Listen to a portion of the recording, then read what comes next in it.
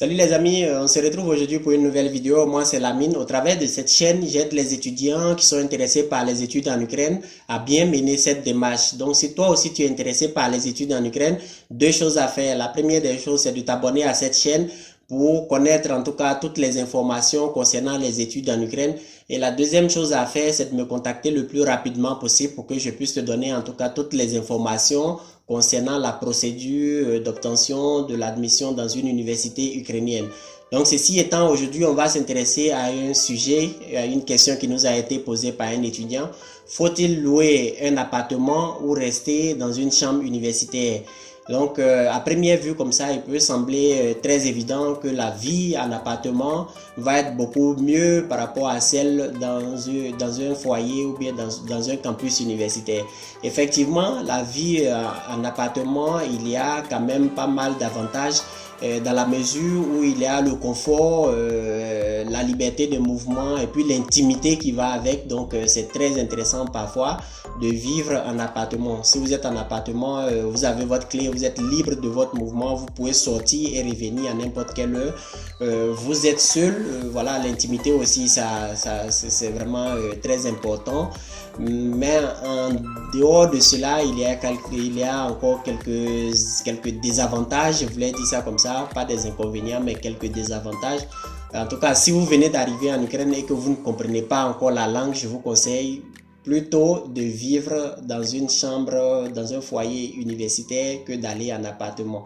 Parce que il y a beaucoup de choses. Soit vous ne comprenez pas la langue, si vous avez un problème avec un voisin, voilà, que vous n'arrivez pas à vous comprendre, c'est vraiment très désagréable.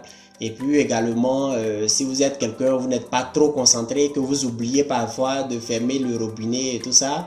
Et si vous oubliez de fermer le robinet et que l'eau coule chez le voisin, alors vous serez obligé de dédommager le voisin ou bien de faire vous-même les travaux liés en tout cas à l'inondation. Donc parfois ça peut être des situations très désagréables pour ceux qui viennent d'arriver. Et puis par moment, peut-être que vous aimez écouter la musique forte. Vous ne savez pas qu'après 22 heures par exemple, il ne faut plus écouter la musique forte. Donc vous mettez la musique et le voisin, au lieu de venir taper à votre porte pour dire diminuer la musique, il va tout de suite appeler la police. Et puis vous aurez à vous expliquer pourquoi est-ce que vous jouez la musique à une heure tardive. Donc il y a pas mal de choses comme ça. Je ne dirais pas que ce sont des inconvénients, mais ce sont des désavantages parfois au niveau comment dirais-je, de la location d'un appartement. Et puis à tout moment, le voisin ou bien le propriétaire de l'appartement peut venir et vous dire voilà, je dois faire des travaux dans ma maison, donc je vous laisse un mois pour pouvoir déménager, trouver un autre appartement. Donc le temps, vous allez courir de gauche à droite pour trouver un appartement et ça peut être vraiment très dérangeant parfois. Donc, si vous venez d'arriver, en tout cas, je vous conseillerais plutôt de vivre dans une chambre universitaire.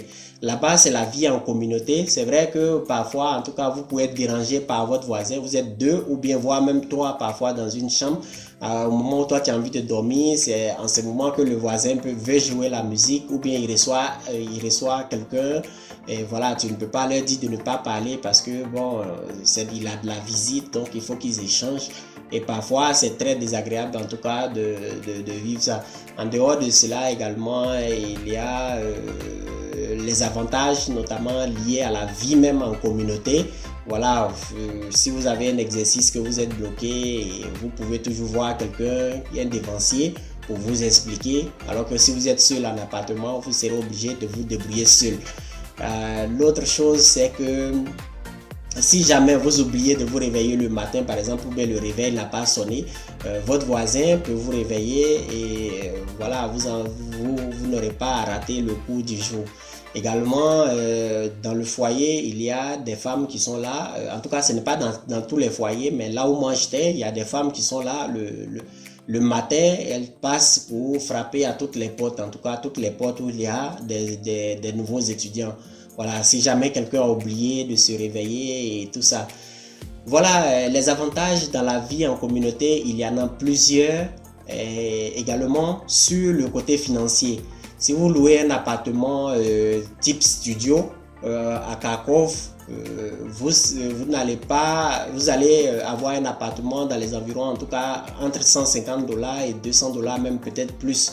Donc le minimum, vous allez dépenser au moins 150 $ dans un appartement. Alors que si vous êtes au foyer, si vous êtes dans un campus universitaire, la chambre va vous coûter peut-être 35 à 40 $ le mois. Vous voyez que la différence entre les deux, la différence est beaucoup trop élevée. Donc les avantages, il y en a beaucoup concernant la vie en communauté dans les foyers universitaires ou bien dans les cités universitaires. Et bon, il y a également aussi des avantages dans la location d'appartements. Donc je ne vais pas tout citer dans cette vidéo, c'était pour juste donner un aperçu de la question. Donc voilà, c'est tout pour cette vidéo. Si vous l'avez aimé, n'hésitez pas à mettre un pouce bleu en l'air, ça fait toujours plaisir. Partagez, commentez la vidéo avec vos amis. On se retrouve la prochaine fois pour une nouvelle vidéo.